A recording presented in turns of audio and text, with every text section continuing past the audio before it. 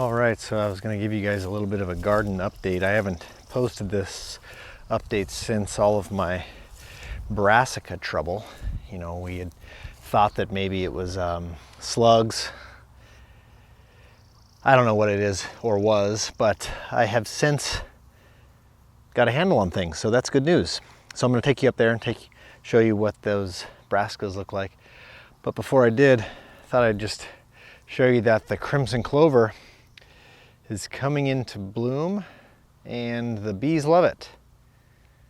So thankfully, this is a good time for our bee packages to have arrived. The bees are making great progress in their home. They've started to lay eggs. You can see there are mason bees in here. There are honeybees in here. Oh, it's just fantastic. I love to see things come together. On the flip side, it can be very discouraging when things don't come together. So I think the moral of the story for me anyway is just wait another day, because there might be some encouraging news. Or don't get too ahead of yourself, because tomorrow might bring discouraging news. Oh man, today's a good day though. All kinds of life in this clover. It's amazing to think that something like clover, which is beneficial in a lot of ways, right? Suppressing weeds, suppressing grass, fixing nitrogen.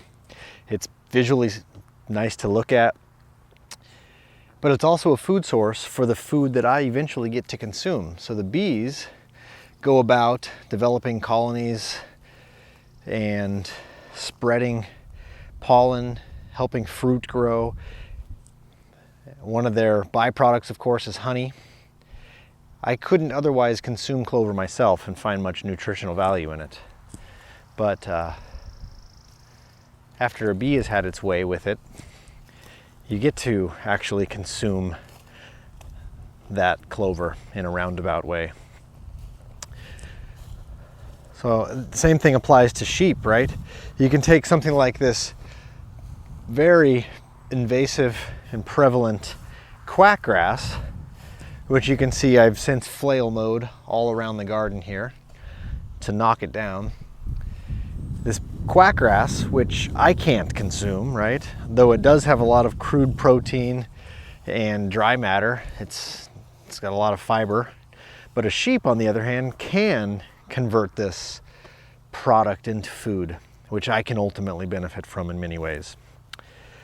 So anyway, I have since planted some tomatoes, which I got from Amy Plant and Gary Miller. These are a variety of tomatoes that they've been acclimatizing to this environment and saving the very best seeds over the last 4 or 5 years. And they have been planted. So we have a stupus, we have a black prince, and there's one other variety in here that I don't remember what it is. But anyway, those are in here. As you can see, I've also created these little fabric tents on the rows that were giving me a lot of trouble, right? So this row here, which I had shown you earlier, had a bunch of brassicas in it that have just been completely annihilated by slugs or something. Well, the good news is, as we pull this back today, let's see, you can see those days are clearly gone. Because here we have brassicas in abundance. So those guys are growing up nice. They're getting so large actually that I'm going to need to consider removing the tent. Inside this one, I have just planted some beets from seed. Here's the lettuce, Asian mixed greens, which are growing well. Our bush beans, which are growing quite well. onions intermixed with clover, which I laid down 3 weeks ago or so. And then inside this one is broccoli starts. And you can see the clover is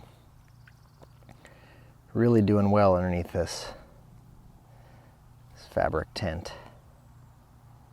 Pretty fun, pretty exciting to see. So anyway, some of my problems have been solved. Doesn't mean that they'll be solved for good or that new ones aren't just around the corner, but that's the deal.